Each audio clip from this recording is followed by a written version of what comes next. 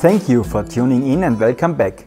In this 6-part video series on bioenergy, I would like to give you an introduction to energy production from biomass. In this 4th episode, How much bioenergy? Following a brief introduction, we will cover the following points. Point 1. Biomass demand due to energy transition. Point 2.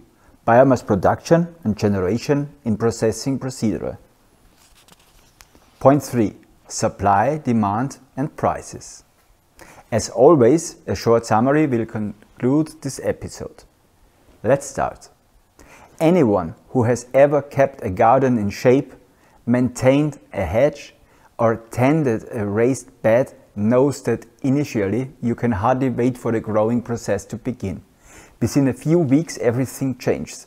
The plants grow and you are busy managing the growth. Those of you with the green thumb who know how to promote the right plants, weed, trim and fertilize hedges and lawns at the right time, you can harvest vegetables and enjoy a well-kept garden with some additional luck. Those less skilled will be overwhelmed by the plant growth. The situation is very similar to the one in agriculture and forestry. The trick is to promote exactly those plants that provide us with the products that we need, such as food, timber or animal feed. The demand determines what is being produced, which means that only a fraction of the plant growth goes into the products themselves. The rest are byproducts that either rot or could be used. This is where bioenergy is especially useful. It utilizes the biomass that is not suitable for high quality timber or consumption, but which is being produced anyways.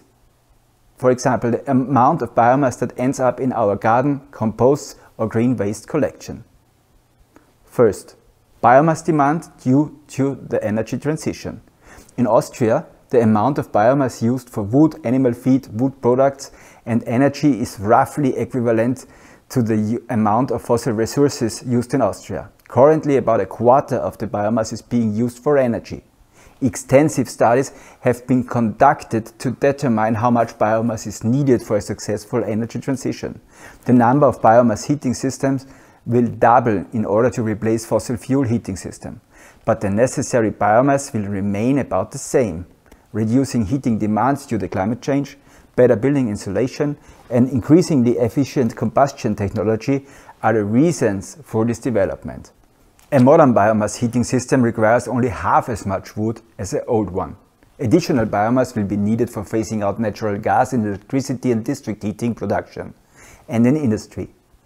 Creating an ambitious scenario, 30 to 15% of the energy demand can be met with bioenergy, provided that energy saving measures are effective. Point 2. Biomass production and generation in processing procedure. In the future, the forest will remain the most important supplier of wood. Still less wood is being used than grows back. If it is possible to advance active forest restructuring and further expand wood processing, sufficient biomass for energy use will be available. However, in agriculture, additional short rotation copies or the cultivation of energy crops such as miscanthus or energy corn can provide additional energy, if needed.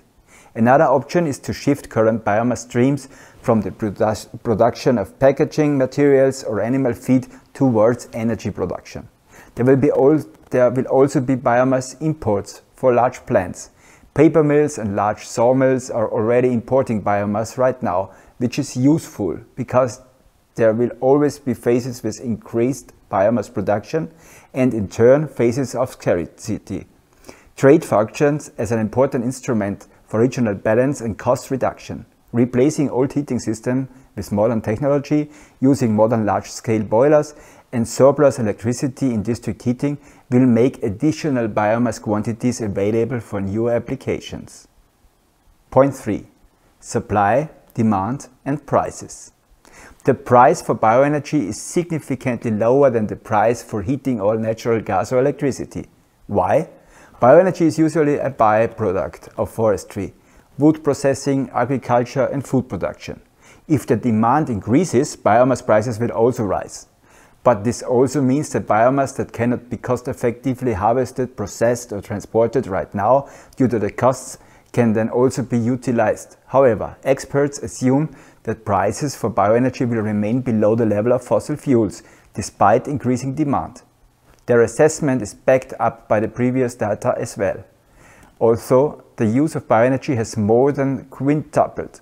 Biomass prices have always remained significantly below the prices of fossil fuels. Let us summarize this episode. Taking sustainable forest management and efficient use into account, bioenergy is sufficiently available. The biomass quantities for space and district heating will still remain roughly constant, despite a potential doubling of biomass heating system and district heating connections. Additional biomass can come from forest restructuring, agriculture, the shift in biomass uses, an increase in imports or a reduction in exports. The additional biomass can be used to phase out natural gas in the power generation industry or for the production of sustainable fuels. Ideally, it could be used in places with only impractical or expensive renewable alternatives at hand. You can refresh your memory on why we need bioenergy in forestry and the energy transition in the previous episode, Why Bioenergy? The next episode, Bioenergy and Carbon, will deal with the question of why bioenergy is CO2 neutral and good for our climate. We are looking forward to reviews and invite you to leave us a comment, suggestions or questions in the comments, or forward it to office@biomasseverband.at. Thanks for watching.